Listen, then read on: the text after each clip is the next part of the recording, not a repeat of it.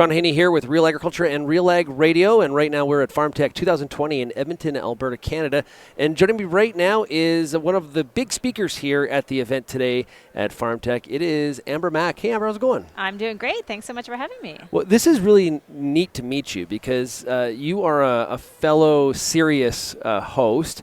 So, of course, we're on Rural Radio 147, but I do slip over to Canada Talks 167, which is where you sort of put your flag in the ground. Yeah, absolutely. So I have been co-hosting a show on SiriusXM on Canada Talks called The Feed for almost, I'd say, 3.5 years now.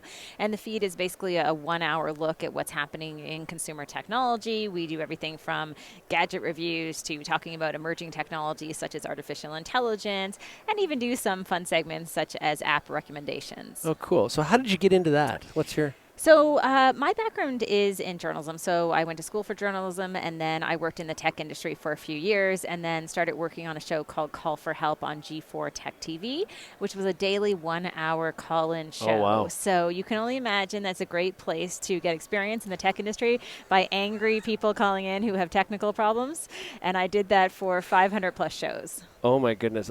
My dad calls me for tech help, and that's enough for me. I couldn't imagine a daily 1-hour show of the same thing. Yeah, it was a lot of the same thing. You know, do you know how to hard reset your iPhone? Okay, there was no iPhones in those days because that's how long ago BlackBerry. it was. BlackBerry, yeah. But there's a lot of restarting recommendations for pretty much 50% of tech problems. I think that is my recommendation. Turn it off and turn it on again. Now, you've been doing some presentations with Marty Seymour from Farm Credit Canada. You're getting exposed to agriculture. What's your impressions from a tech perspective? Well, I think what's really fascinating in terms of working with Marty is that although I am talking mostly about consumer technology, there is, of course, that overlap as far as what's happening in agriculture.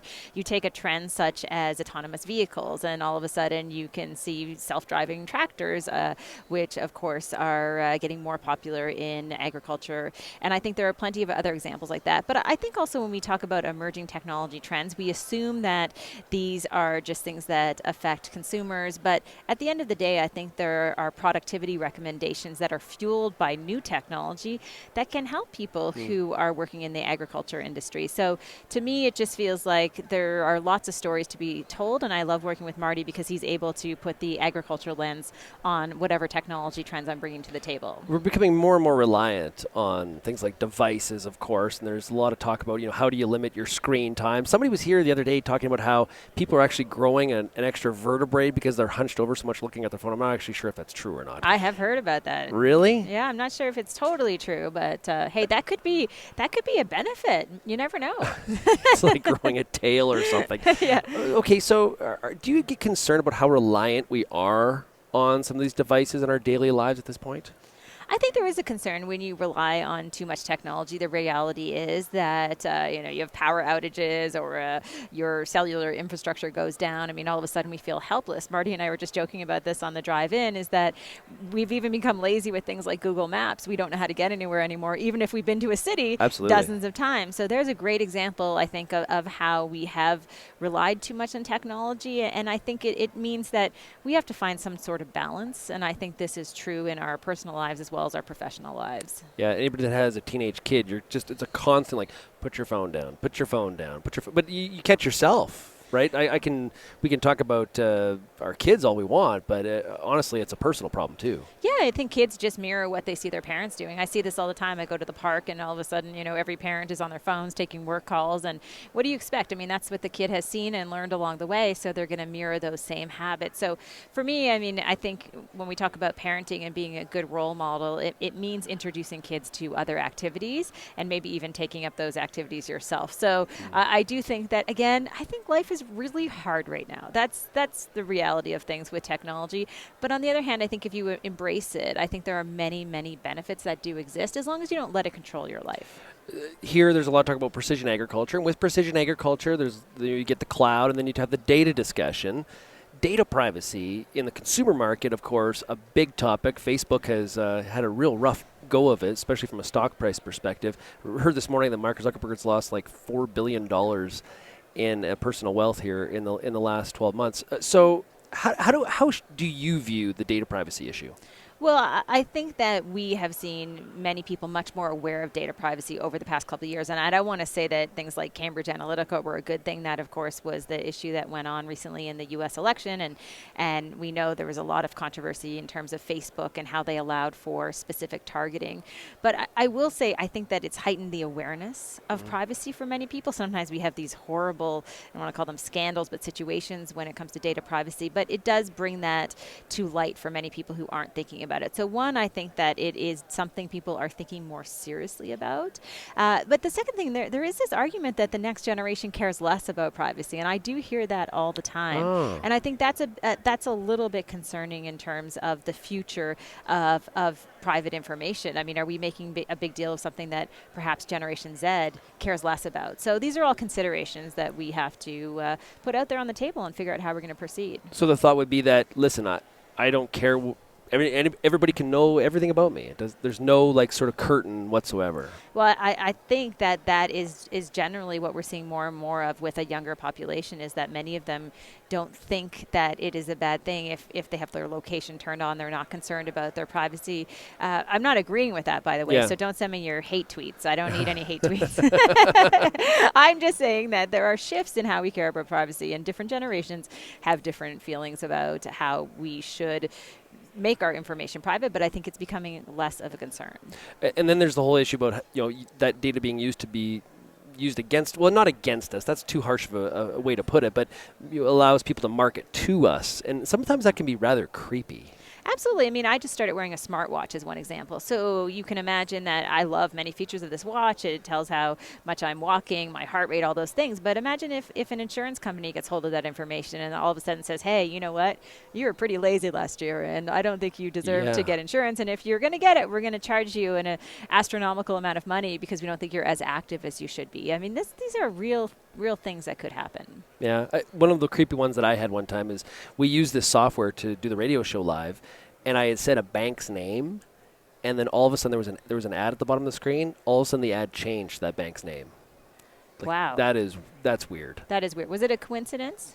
I don't know. I assumed that at the time, but then I had heard more and more of these stories, and it made me sort of like, wow, that one is, I think, crossing a little bit of a line. Yeah, I mean, it's funny too, but sometimes it can be advantageous to have Helpful information that comes up. I'll give you a great example. People complain to me, when I'm in a new city, all of a sudden Google knows where I am and they suggest places I should eat. I'm like, oh, that sounds like a terrible problem.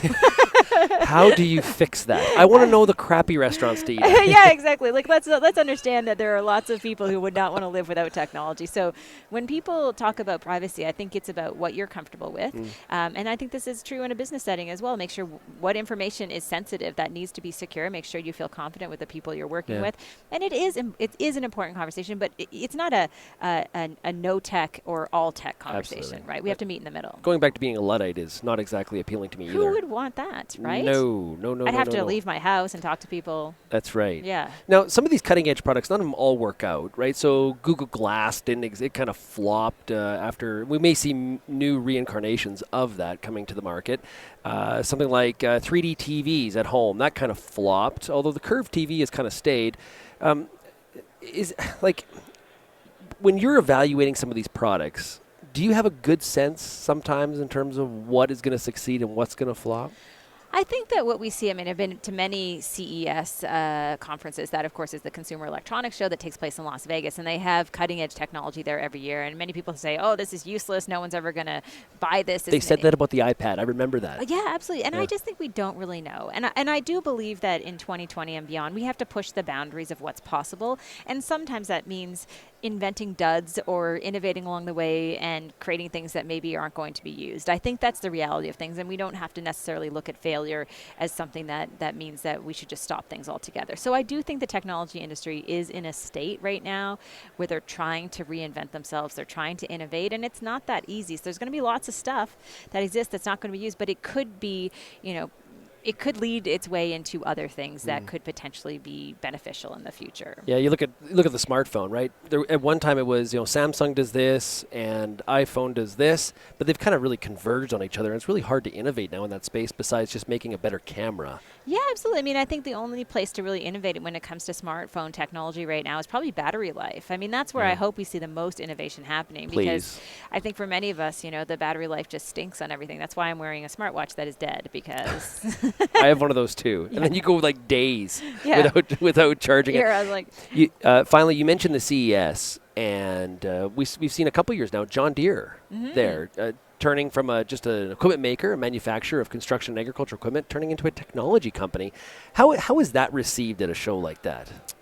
Well, I do think from my limited experience in the agriculture sector that there are some phenomenal technologies, some incredible companies, wonderful people and stories to be told. And I do think sometimes those stories are not shared with mainstream population. So I think seeing John Deere at CES, in my opinion, makes a lot of sense. And I think, we should all be exposed to where our food comes from. And yet we don't know much information about that. I don't think farmers do a great job at promoting themselves or leveraging new tools like social media to get the word out there. So to me, it feels like I think that's more of an opportunity, is that intersection with the consumer marketplace. So if people want to listen to your show on Canada Talks 167, the feed, where do they find it? Yeah, they can check us out. We are on the weekends, on Saturdays and Sundays. The time kind of shifts, but at 11 a.m. is the first airing on the Saturday, and we air about 9 times. And the channel's got some great Canadian political talk during the day. It's fantastic. I enjoy going over there. Yeah, it's a good channel. Okay, Amber, thanks a lot. Thanks for having me.